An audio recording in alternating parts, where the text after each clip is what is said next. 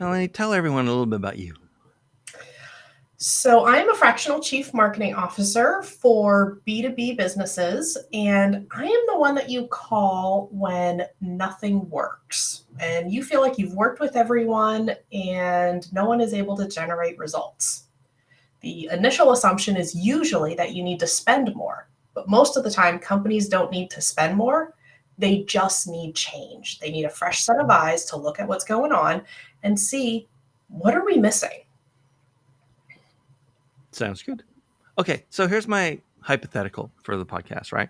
Yep. So today's day one of a 1 year long engagement with a brand new client. You don't really know them at all, right? They don't know you.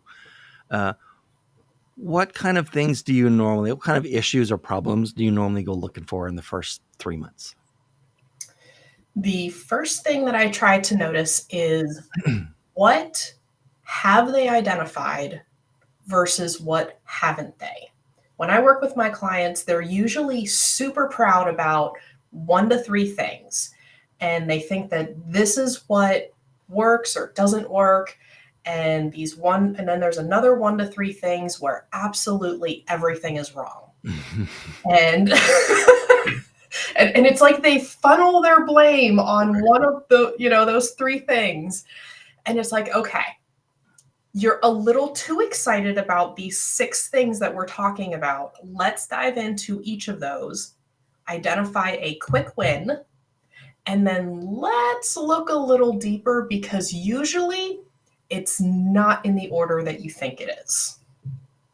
All right, makes sense. Hey, William. Hi.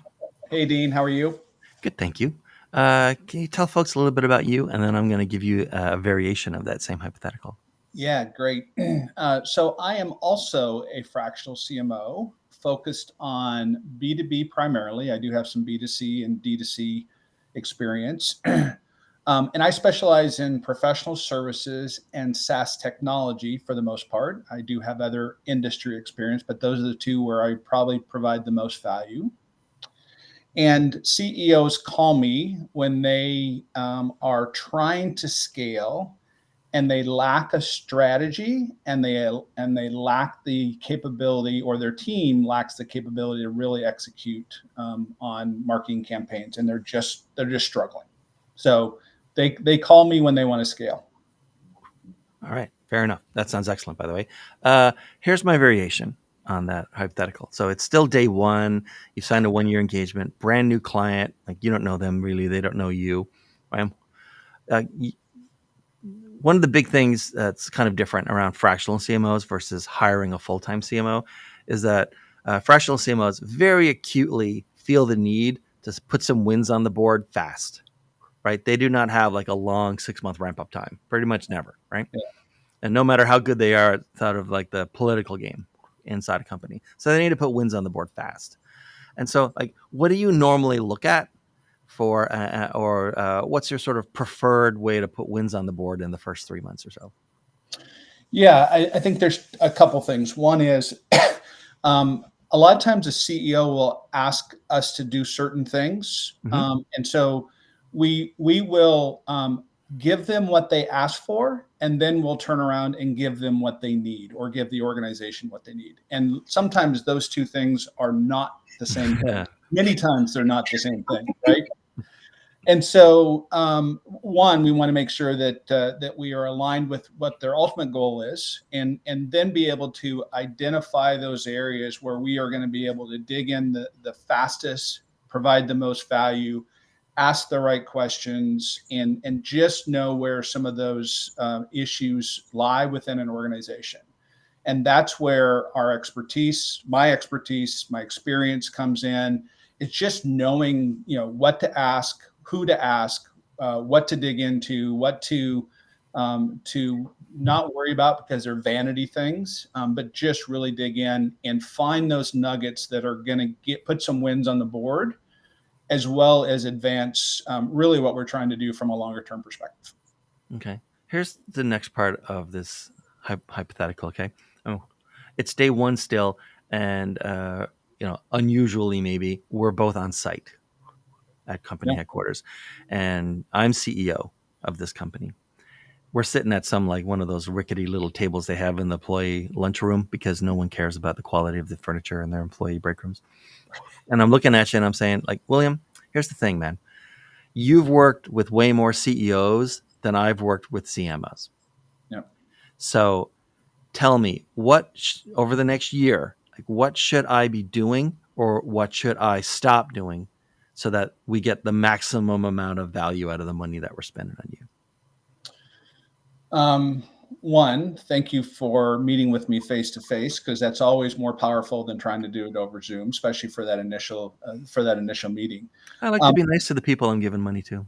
Yeah, no, I appreciate it. I appreciate the time and the FaceTime. I know you're very busy. I think there's a couple things. One is the thing to stop doing is stop doing those what we call random acts of marketing. Just kind of sprinkling pixie dust everywhere and expecting results.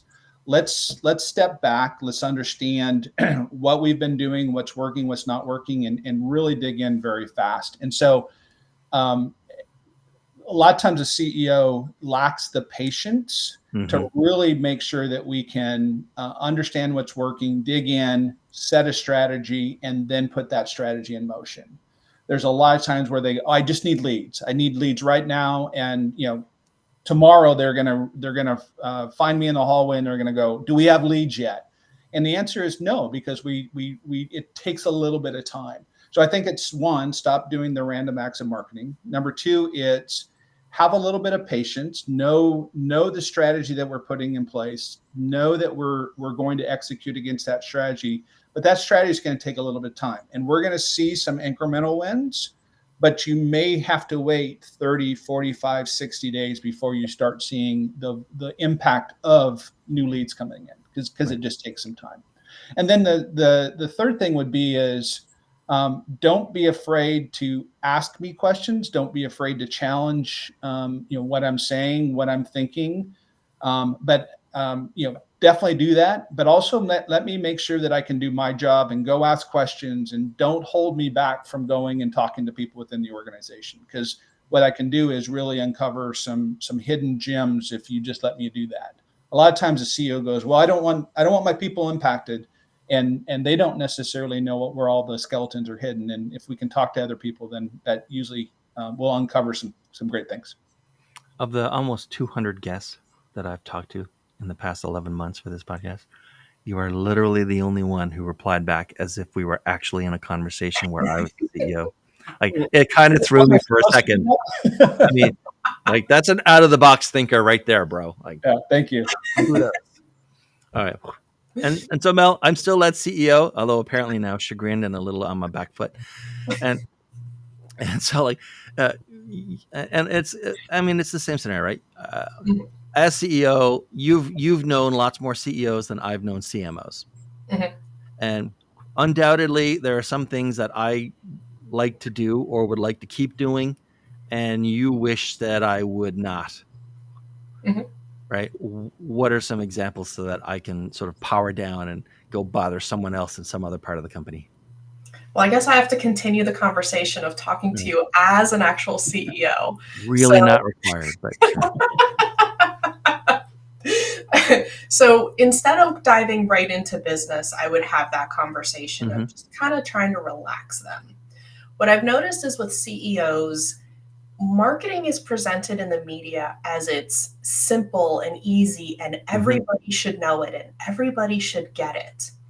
So often what I've found is CEOs feel an obligation to know and understand something that can be just as nebulous as the deepest, most complicated science that's available. They don't need to understand the details of absolutely everything. They need to understand what it means and how it's relevant to them. So as we start working together, what you're going to notice is I may pause and explain a concept or explain a term or explain a tactic in a way that you haven't heard before. So a couple examples of this. A common thing I hear from CEOs when they're in the midst of frustration is, well, we post to social media X times a week. Great. I don't care. Here's why. Until I know what your company goals are, until I know what your short term and long term, meaning 5 years out goals are, I can't tell you if posting to social media 3 times a week is relevant for you. Right. So that's one example. Another one is optimizing for digital marketing, whether you want to look at it from an AI perspective, an SEO perspective. Each of those is so incredibly complicated. I don't have the expectation that you are going to fully understand every nuance of that. So there may be times where I'm going to have to give pushback on a strategy or offer a different way to help you understand why we need to take certain actions that we do to help you accomplish your company goals. The North Star, if you will, is always your company goals, Right. not the vanity metrics that we're told to track. Okay, so I'm still CEO, unfortunately, and so this is the last of I'm the CEO questions.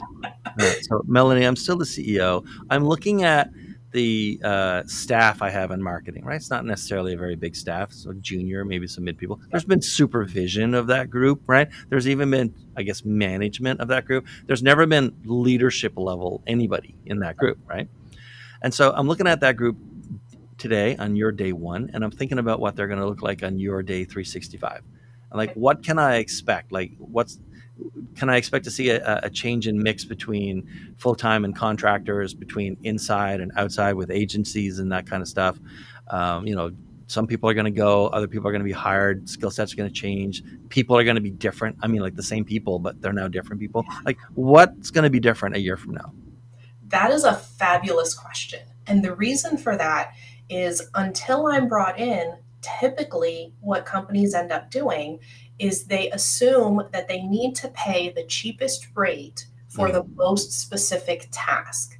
So marketing ends up being task focused instead of strategy focused. And while that may save you money short term, long term, it's kind of hurt you, which is why I'm here.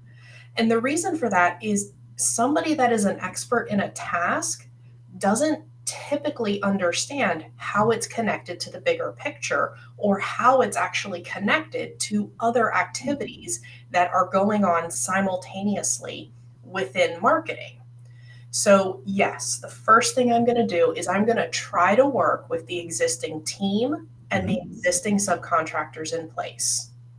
Most likely, some or even all are going to change, whether that be they're not a right fit, whether that be they're actually not doing anything. And I've been in that situation where I was brought in and had to fire an employee because I was able to prove that they had done nothing for 6 months except for copy and paste files around the G drive.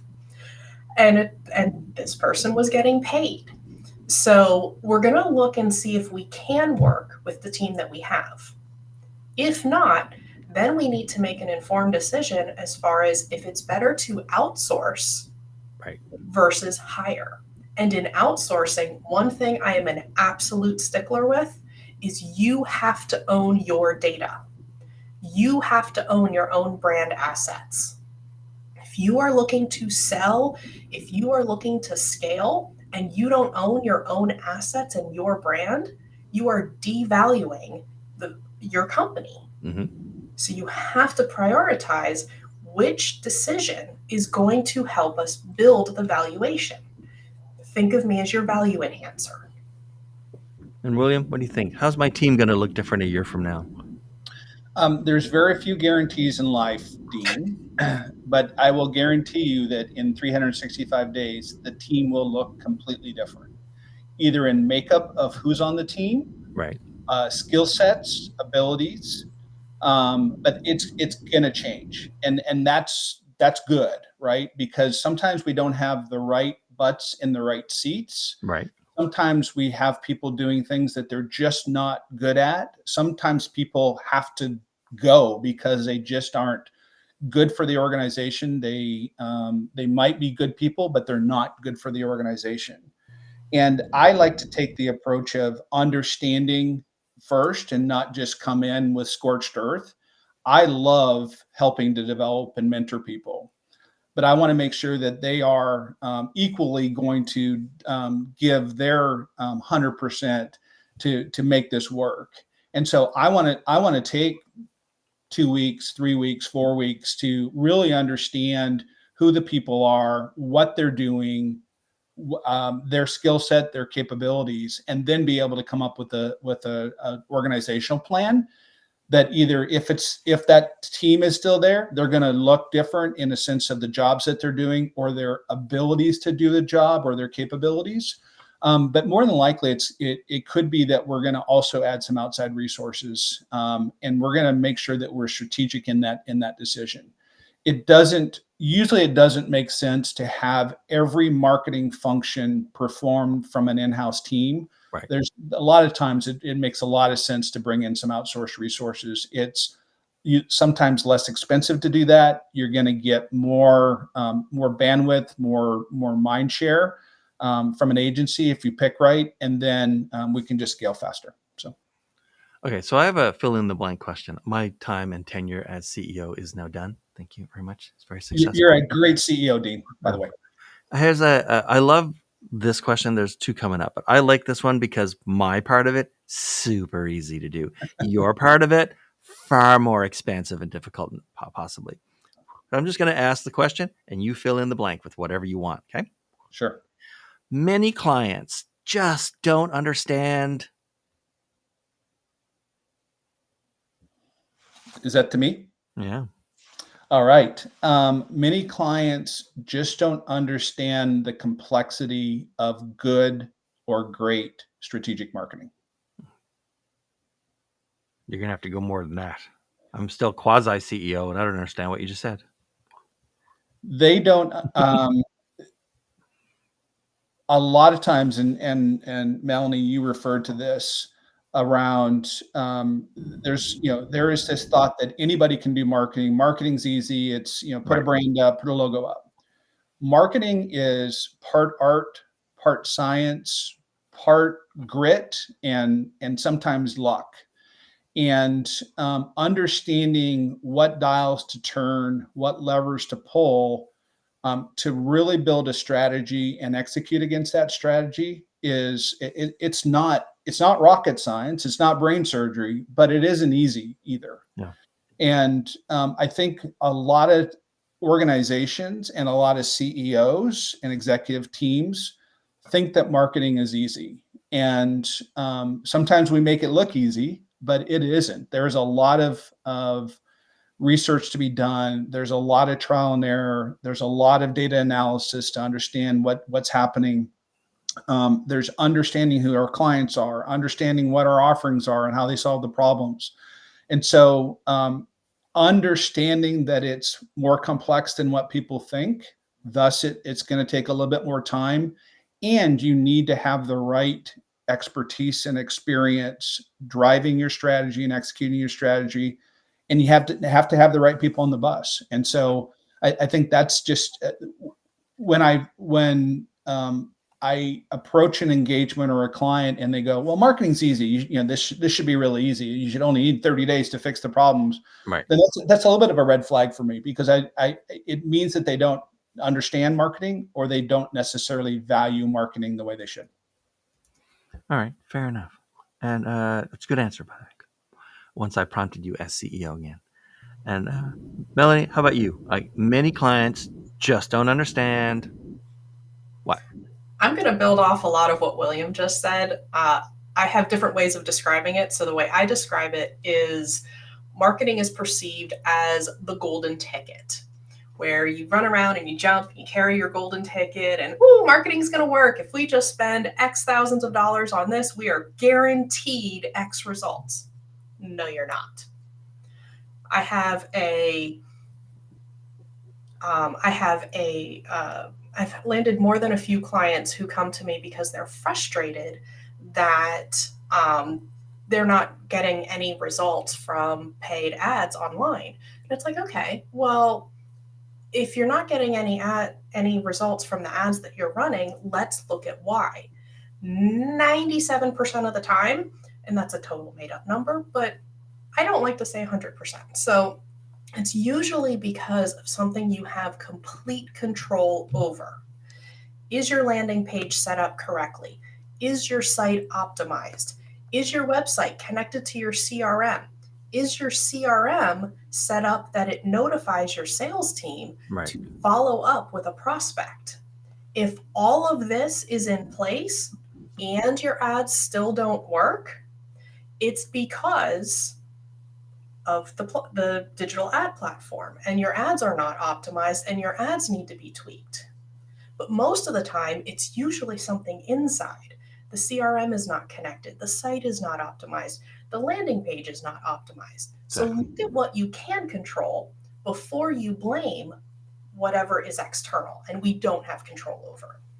I have another fill in the blank question for you. Sure. So, there are a lot more fractional CMOs today than there were even a year ago. Yeah. More than twice as many, actually. Yes. And so, imagine that 3 former full-time corporate CMOs, with like relatively long careers, have each called you and they want to have a little sit down at a Panera, which has a better table and doesn't like.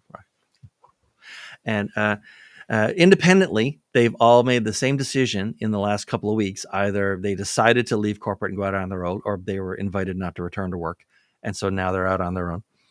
Now they want to sit down and they want you to answer or fill in the blank on this question. Okay. New fractional CMOs need to understand what? New fractional CMOs need to understand that you are running a business. I know there is a lot of debate out there about what is a fractional and defining fractional and making it industry standard.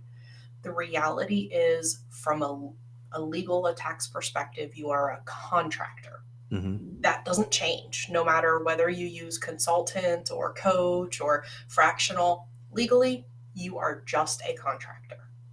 How you engage with your client does shift.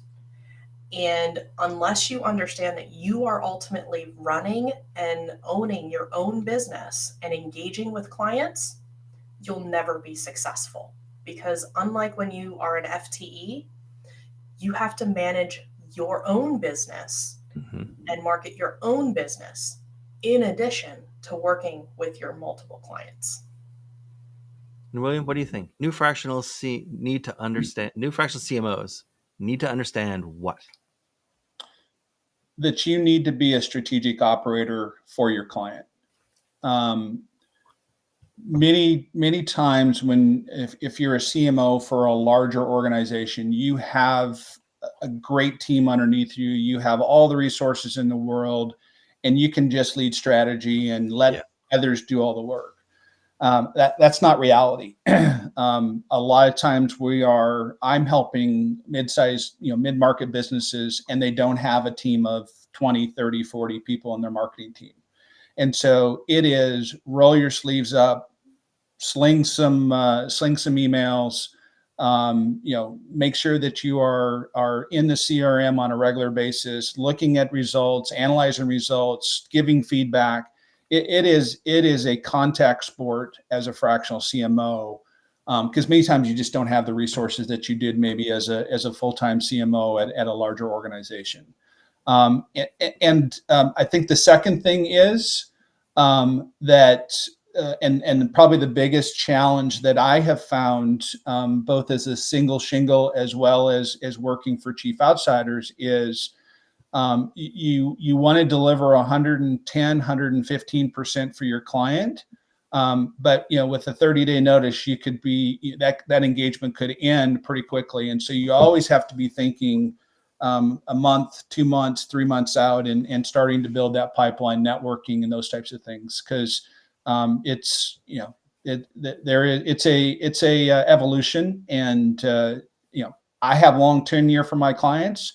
But I know that ultimately we're going to get them in a great place, and they're going to want to turn over the flying of the plane to their internal team, and that engagement's going to end at some point. And you just got to make sure that you have enough runway to fill that pipeline up as well. it occurs to me that it didn't occur to me to do it at the beginning, but I should disclose that it's very rare, but both Melanie's company and Chief Outsiders are not just my clients, but are like multi-engagement clients at this point. So, you're not here because you're my clients, but it's worth noting that like you're both my clients. So, thanks for your business, by the way. Appreciate it. I like the money. Well, it's interesting, Dean, if I might, that Yeah, sure. that as fractional CMOs, and this is the beauty of it, is we need to pull in the resources that will help us get the job done. And in many instances, we're going to be reaching out to people like you to maybe write copy for us or to help us through a value proposition. And so probably the third thing on your last question is making sure that you have a good arsenal of resources that you can lean on, bring into an engagement that help you out, because you cannot be, the jack of all trades Right. as a fractional. So, All right. Now, thank you, William, for that. So, here's a question that Mel's been on one time before. Discussion didn't exist back then, but part of the fun of doing the podcast is that everybody picks their own time slot. It's always on a Thursday, but we do not curate the guest mixture, which is to say you're not both here for at the same time for any reason other than chance. You both happen to pick the same time slot on the same day, which means that I end up with guests who do not know each other, have never worked together, probably don't live in the same part of the country or even have the same verticals and specialties. And so what I do is now I let each of you ask the other guest any question about being a fractional CMO that you want. Literally anything. You're good to go. And there's been a lot of variety so far. So William's up. He gets first crack at it. So like, what question would you like to ask? Mel. yeah, Mel, nice to meet you, by the way. Glad that we got to be on this together. What is, in your years of experience, what has been the biggest challenge at being a fractional CMO that you faced? Oh, that's a good question, and it's nice to meet you too. And a quick follow up to the previous conversation. Yes, bringing in powerful resources like Dean can be a lifesaver because I know I can bring him in and I can just trust that whatever he's going to do is going to work. So thank you. Um, Probably the hardest, and it's not necessarily hard. It's more it's almost frustrating sometimes, is the assumption that every metric is etched in stone and every metric is 100% important. There's an over reliance on metrics and an under education or an under understanding of what the metrics actually mean. So, going back to digital concepts, because it's the easiest for everybody to understand, is impressions doesn't mean that your entire list of 10,000 or 100,000 have seen whatever your post is or your ad is.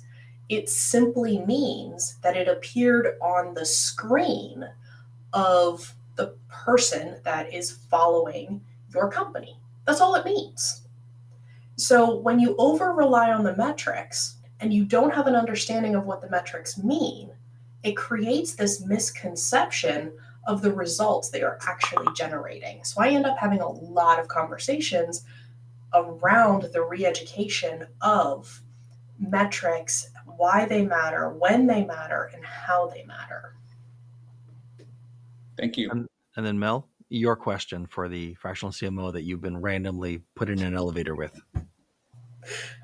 So my question for you is, what is your favorite part of being fractional? You said a moment ago that you've been an FTE and now you're fractional. So what's your favorite part of that?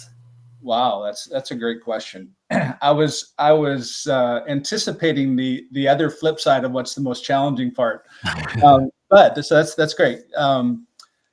I would say, and it actually is there's a challenge to what I'm going to say here. I love learning about different types of businesses and going in and interacting and understanding their passion. A lot of times our clients are founders of businesses, and understanding what made them start that business is just so interesting to me. And then being able to help them scale, it's almost like you're helping them to live their dreams. So just getting exposed to all those different things, and seeing different types of businesses, meeting new people, all the different personalities that you deal with, which is on the challenge side of, how do you really build that trust and build that relationship quickly. But it is all the people I get to work with, all of the passion that I get to see that comes from a founder trying to make their business work, and then just helping them do that and showing and seeing success. So that's what I love about being a fractional. So, William, these days, and it's time to wind down. You guys have been fantastic on this episode, by the way. Thanks very much for this. Who should be contacting you these days, and how should they do it? Yeah. So it's really CEOs, owners, or somebody on the exec team that says, "I'm stuck. I have hit a wall. I've tried different things, and I need some help. I'm not sure exactly what I need, but I need help, and it's time to bring in somebody that might be able to help us turn this thing around." And so that and the signs of that are, you're flat on growth. You've tried 10 different things and none of them have worked. Right. You look at your organization, you go, we just don't have the firepower that we need here. We need some different brain power in. We need somebody coming in to look at this differently. And let's just have a conversation. And so there's two ways to reach me. One is, you see on the screen here my LinkedIn contact information. But I work for a company called Chief Outsiders, and you can reach us at chiefoutsiders.com. Go to the fractional executives section of our website and type in my name, and you'll see my profile, and you can connect with me there as well. Love to talk with anybody that is facing those challenges that I just said, and conversations are free. That 30 minutes, 45 minutes that we'll spend, trust me, it will be worth the time that you spend talking with me, even if we don't do an engagement. All right, good stuff. And Melanie, who should contact you these days, and how? So, who should contact me? It is almost always founders, CEOs, COOs, and CROs, Chief Revenue Officers. I am the one that you call when you have tried everything and nothing works, when you have worked with everyone and no one is able to generate results and you don't know why. You think you have done everything and it feels like it is not possible for marketing to work for your business. I typically work with companies that have a complex sales cycle, and I help streamline that. You can find me on my website, omical.com, or also feel free to connect with me on LinkedIn. And I'm looking forward to having that conversation with you guys. All right. Thank you both for being here. This was fantastic. One of my favorites so far. All right. And thanks for watching, everyone. And you're probably seeing this as a clip, but there are thousands of clips now, so you should go watch more. And I'll see everyone next time. Bye.